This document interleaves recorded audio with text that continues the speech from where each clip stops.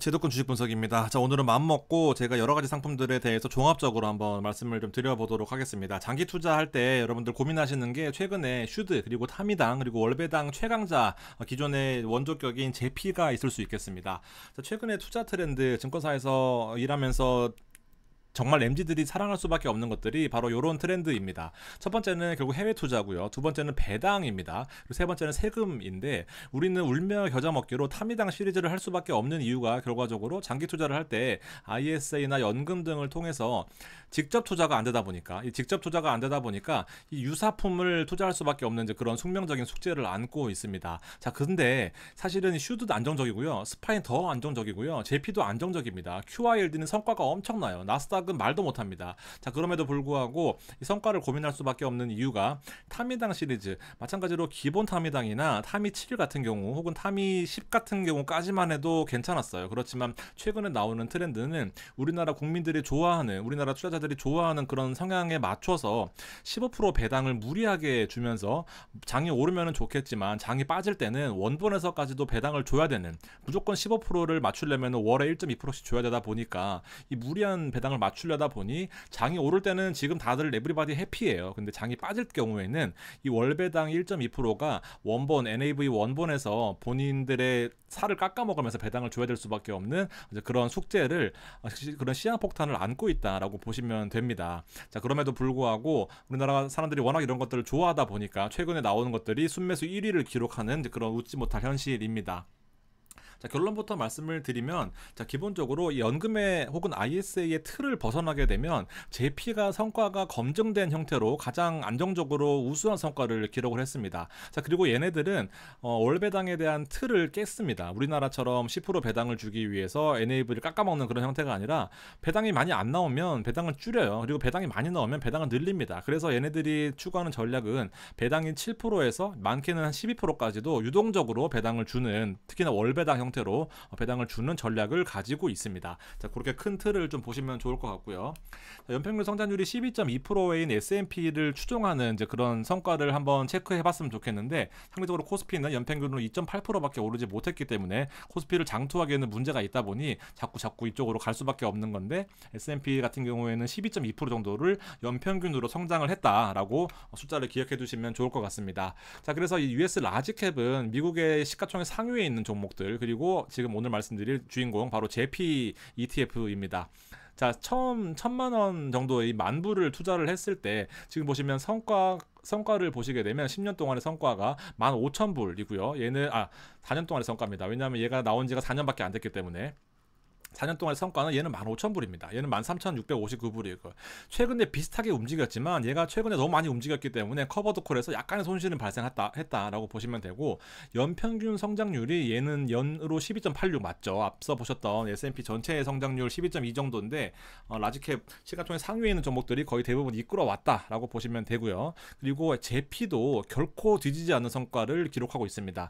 연평균이에요. 연평균으로 9.32를 기록하면서 사실은 안정적으로 4년을 유지해왔다라고 보시면 됩니다. 자, 그리고 커버드콜의 가장 중요한 전략이 바로 이 방어적인 콜매도 전략입니다. 자, 무슨 말이냐면은 이 콜매도 전략이라는 게 기본적으로 이렇게 프리미엄을 받는 거죠. 프리미엄을 받으면서 주가가 빠질 때는 주가가 이렇게 있으면 주가가 빠질 때는 이 프리미엄을 통해서 이 방어를 하게 되고, 만약에 주가가 오르게 되면은 같이 수익을 내는 그런 구조가 바로 이 방어적인 콜 매도 전략입니다. 즉 무슨 말이냐? 주가가 빠졌을 때 이 프리미엄만큼 덜 빠져야 정상이다라는 거죠. 그래서 이 맥시멈 드로우 다운이라는 게 MDD라고 표현하는데, 가장 많이 빠졌을 때가 얼마나 빠졌느냐입니다. 4년 동안에 S&P는 23%나 빠졌었어요. 심지어 뭐 코로나 때겠죠. 근데 이 제피 같은 경우에는 12.99밖에 안 빠졌습니다. 무슨 말씀인지 아시겠죠? 오를 때는 덜 오를 지언정 빠질 때 덜 빠지는 게 바로 이 원조 제피의 커버드콜의 명품 전략인 거죠, 여러분들. 자, 그래서 결코 이 투자 성향이 완전하게 달라지는 거죠. 나스닥이나 S&P의 지수에 투자하느냐, 아니면 같은 지수에 투자를 하지만 결과적으로 빠질 때 덜 빠지고 오를 때 덜 오르면서 장기적으로 꾸준하게 갖고 갈 거냐를 완전하게 성향이 달라 달라지는 것이 바로 이 전략의 큰 차이입니다. 자, 실제로도 포트폴리오의 인컴의 결과를 보게 되면 이 노란색은 나스닥이니까 제외를 하겠습니다. 나스닥은 많이 올랐고 조금 오르고 있는 단계고 이렇다 보니까 제외를 하고 제피와 슈드, 여러분들 슈드는 대표적으로 우리 장기 투자할 수 있는 종목들로 구성이 되어 있죠. 그래서 슈드는 빨간색이고요. 파란색이 바로 이 제피입니다. 나스닥과 이 슈드의 사이쯤에 어딘가에 있는 게 바로 이 제피의 특성입니다. 물론 성과가 더 좋았을 때도 있긴 하지만 보통은 이렇게 사이에 있는 게 제피의 특성이다라고 보시면 됩니다. 그래서 제가 늘 말씀드리는 것이 포트폴리오 조합을 하라는 건데, 제피나 슈드를 투자했으면은 뭐 나스닥이나 S&P를 좀 지수를 좀 더 그 포트폴리오에다 담게 되면 좀 더 안정적인 투자를 할 수 있겠다라는 겁니다. 중간 이상의 성향을 나타내기 때문에 웬만하면 안정적으로 갈 수 있겠다라는 부분이죠. JP의 개요를 한번 보겠습니다. JP 모건에서 나온 거고요. JP 모건에서 나왔고 수수료는 0.35 정도 됩니다. 그리고 홈페이지 통해서 뭐 볼 수 있고 2020년 5월 20일 날 상장을 했기 때문에 지금 4년째 유지를 하고 있는데 연평균으로 9.32를 기록하고 있는 숫자입니다. 액티브 펀드고요. 노 인덱스 없습니다. 그냥 지네들끼리 알아서 하는 거예요. JP 이렇게 있고 ETF의 기본 베이스, 그다음에 이 섹터 세그먼트들도 있는데 지금 보시게 되면 연 수익률이 7.33 정도로 현재 기록하고 있습니다. 6월 3일자 기준입니다. ETF 평균 카테고리의 배당 수익률이 2.21이고 이 섹터는 1.49인데 배당 수익률이 나쁘지 않은, 그리고 배당금 자체도 큰 모습을 보여주고 있다라고 보시면 되죠. 결코 이 제피는 만만하게 볼 상품이 아닙니다. 되게 안정적으로 실제로 커버드콜의 그 전략에 충실하다라고 판단할 수 있겠는데, 잠깐 슈드와 비교를 해드리면 슈드는 배당 자체는 낮고 얘는 커버드콜 자체가 없어요. 그러다 보니 실제로 종목에서 나오는 리츠처럼 종목에서 나오는 배당금을 바탕으로 배당 수익률을 꾸준히 증가시킬 수 있게 종목들을 리밸런싱하고 종목들을 포트폴리오를 담고, 배당이 만약에 줄어들거나 배당을 깎을 것 같거나 아니면 실적이 안 좋을 것 같다라고 하는 것들은 포트폴리오 정기 리밸런싱 1년에 4번 하고 있는데 그때마다 편출 편입을 하면서 주식을 담는 전략을 가지고 있습니다. 그렇기 때문에 배당에 충실하고 배당이 무조건 늘어야 되는 그런 형태이다 보니 5년간의 배당 성장률이 10%가 넘어가는 형태로 유명한 슈드입니다. 자, 그래서 포트폴리오 안에 들어가 있는 종목들도 안정적인 종목들만 들어가 있어요. 그리고 여기 보시게 되면은 10년 연속으로 배당금을 꾸준하게 지급하거나 시총이 생각보다 큰 것들, 평균 거래량이 많은 것들 중에서 향후에 배당이 늘어날 것으로 보이는 종목에 분산 투자하는 것이 바로 이 슈드입니다. 그래서 종목이 실제로 보면 배당금 자체가 꾸준하게 늘어나는 것을 볼 수가 있습니다. 제가 자주 말씀드렸죠. 그래서 이것들 같은 경우에는 테크놀로지의 비중이 작고 파이낸셜이나 아니면 헬스케어나 컨슈머 소비재, 그다음에 뭐 산업재, 에너지 적정하게 분산 투자되는 것이 사실입니다. 물론 엔비디아나 마이크로소프트가 없기 때문에 낮기 때문에 비중이, 장점과 단점이 모두 있다라는 게 바로 이 슈드의 장점이고요. 장점이 이 종목 보시면 됩니다. 이렇게 있어요. 자, 제피 같은 경우에는 좀 달라요. 이제 오늘의 주인공인데, 커버드 콜로 월 인컴을 창출하는 전략입니다. 자, 자산군을 보면 5월 30일자 보고서에 나온 자료를 제가 그대로 가지고 왔습니다. 자, 보시게 되면요, 2% 이내로 비중을 다 담고 있어요. 근데 프로그레시브나 마이크로소프트, 아마존들 다 있긴 하지만 메타도 있고 다 여러분들 아시는 종목들 다 있습니다만, 철저하게 2% 이내의 비중을 담아서 종목을 엄청나게 많이 나눠 놨습니다.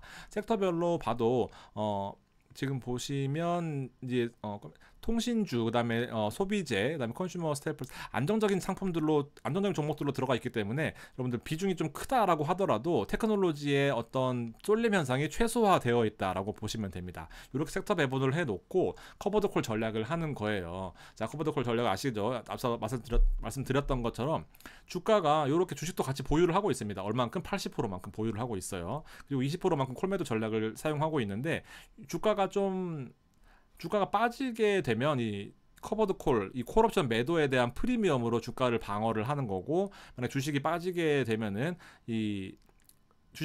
이렇게 콜옵션 매도에 대한 형태로 방어를 하는 거고, 주식이 오르게 되면 주식도 80%나 들고 있기 때문에 실제로 수익률도 잘 추정한다라고 보시면 됩니다. 이렇게 나타날 수 있고, 제가 투자 상세 JP모건 홈페이지에 가서 이 중요한 내용들을 제가 가지고 왔습니다. 투자 원칙이 되게 중요하잖아요. 되게 상세하게 나와 있어요. 우리나라 타미당의 투자 설명서 보면요, 너무 애매모호하게 써져 있어서 제가 해석하는 것도 버거워요. 그러니까 뭐 두리뭉실하게 써놨습니다. 아주 그냥 별로예요. 근데 여기 보시면은 주식은 80% 이상을 투자하는 게 원칙이고요. 기본적으로 S&P의 라지캡 종목들을 투자한다라고 되어 있습니다. 그래서 라지캡 종목들을 라지캡 종목들을 가지고 있기 때문에 제가 앞서서 보여드렸던 것처럼 12% 정도를 라지캡 정도가 추정을 했었잖아요. 라지캡이. 그래서 얘는 9.3 정도를 추정을 했기 때문에 비슷하게 추정을 하지만 콜옵션에서 매도로 손실을 보거나 이익을 보거나 그렇게 하겠다라고 보시면 됩니다. 자, 그리고 얘네들이 추구하는 원칙이 바로 이거예요.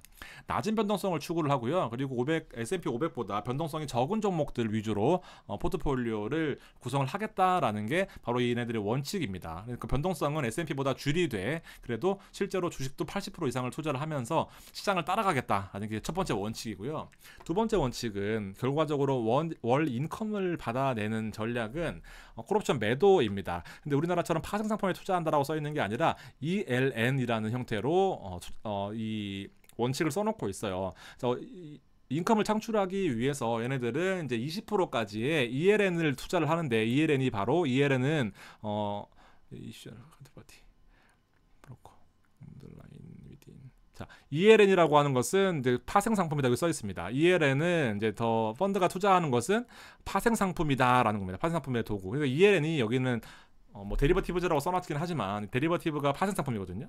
ELN이 이거에 대한 의미다라고 보시면 됩니다. 한글로 제가 번역을 해놨는데 어쨌든 죄송합니다. 월 인컴을 창출하기 위해서 20%까지 ELN을 투자할 수 있다라는 거고, 자, 이 ELN은 카운터파티가 발행을 하고 펀드 투자는 파생 상품이다라고 해놓은 게 바로 여기까지의 내용입니다. 그리고 S&P 500 인덱스는 거래소에서 거래되지 않는다라고 써놨습니다. 되게 신기해요, 여러분들. 여기 보시면은 S&P는 S&P not traded on 익스체인지라고 해서 거래소에서 거래되지 않는다라고 되어 있습니다. 즉 무슨 말이냐면 원래 일반적인 우리나라의 사미당이나 아니면 뭐 다른 전략들을 보면은 거래소에서 콜옵션 매도를 S&P 통해서 하거든요. 근데 얘네들은 거래소를 통해서 하지 않고 실제로 카운터파티를 통해서 따로 한다라고 이렇게 되어 있습니다. 정확하게 제가 해석하기에는 뭐 이 거래소에서 거래되지 않는다라는 게 장외 시장에서 거래를 하지 않느냐라는 생각인데 그들만의 또 어떤 노하우가 있는 것 같습니다. 그래서 콜옵션 매도 전략을 통해서 같은 가치의 프리미엄을 얻는다라는 게 결과적으로 이거 어떡하냐? 어떻게 움직여? 죄송합니다. 어슬프네요 오늘. 이를 통해서 캐시플로우를 얻는다는 구조인데 이렇게 콜옵션 프리미엄을 얻는다라는 구조로 보시면 됩니다. 마찬가지로 콜옵션 매수한테 받은 이 프리미엄 같이 이렇게 등가로 받고 여기에 대한 캐시플로우를 형성을 해서 얘네들은 OTM 구조예요. 무슨 말이냐면 가격이 외 가격에 있는 옵션을 통해서 내 가격이 아니라 외 가격에 있는 것을 통해서 좀 상환 가능성이 낮은 옵션 매도를 통해서 프리미엄을 얻는다라고 보시면 돼요. 무슨 말인지 어려우시면 제가 지난번에 한 방송이 있으니까 그거 보시면 돼요. 커버드 콜 모르면 하지 마라 뭐 이렇게 제목이 있습니다. 이렇게 보시면 되고, 그래서 어쨌든 간에 이런 주식 80% 선물 콜옵션 매도 20%의 전략을 통해서 10년 동안 원칙을 뭐 잘 유지해왔다 이렇게 써있는데 실제로 운용한 거는 4년 정도 됐습니다. 포트폴리오는 연간 9%씩 성장을 했고 S&P와 그 US 라지캡과 비교해봐도 사실은 크게 차이가 없어요. 심지어 더 성과가 좋았을 때도 있습니다. 분명히. 근데 최근에 이렇게 주식이 많이 오르게 되면은 아무래도 커버드콜 전략은 주식이 오르는 걸 다 먹지는 못하고 요 콜옵션 매도에 대한 프리미엄만큼 어느 정도 수준이 넘어가게 되면은 손실을 주식에서 까먹는 구조이다 보니까 이렇게 상단이 막혀 있어요.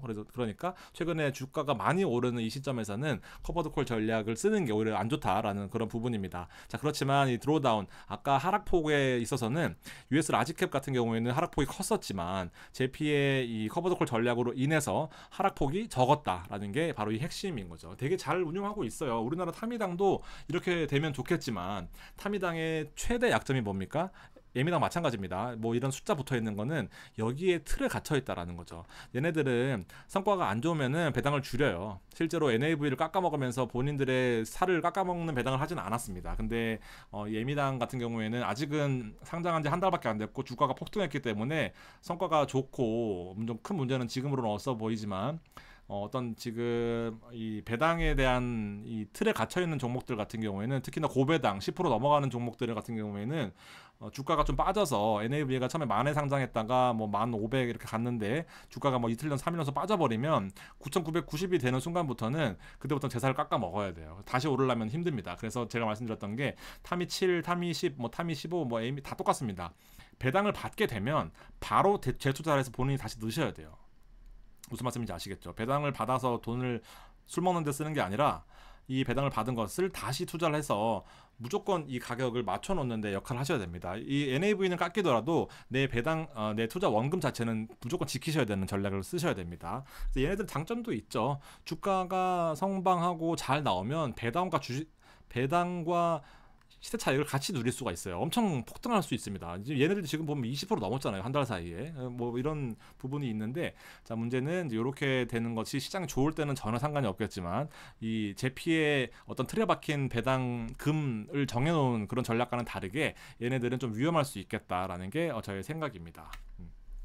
실제로 들어가 있는 종목을 보면요, 여기 보시면 블룸버그에서는 정확히 다 나옵니다. 실시간으로. 자, 포지션을 보게 되면 자, 이 퍼센트를 넷으로 다 퉁쳐놓고 보면 1.72, 1.72, 1.62, 1.6 이렇게 돼 있습니다. 즉 2% 넘는 게 하나도 없어요. 아마존과 마이크로소프트가 가장 높은 숫자에 있고, 트레인 테크놀로지스, 프로그레시브, 그다음에 메타 플랫폼, 그다음에 인투이트, 알파벳 쭉쭉쭉 있습니다. 그러다 보니까 섹터별로 얘네들이 그 나름대로의 JP만의 어떤 그 포트폴리오 배분 원칙으로 인해서 시가총액이 큰 것들도 큰 것들인데 섹터별로도 잘 분산을 해서 투자해 놓은 것을 볼 수가 있습니다. 여러분들 되게 노하우가 있는 것 같아요. 그래서 우리 저기 직원들 중에는 이 포트폴리오를 따로 사는 사람들도 있습니다. 되게 재밌죠. 그렇게 하실 수 있고, 엔비디아 궁금하실까봐 31위에 있습니다. 1몇 프로더라? 1.18% 정도 보유하고 있네요. 그래서 여러분들 아시는 종목들이 아주 잘게 분산 투자되어 있기 때문에 시장은 또 잘 따라가요. 보시면 S&P 종목들이 위로 기본적으로 깔려 있기 때문에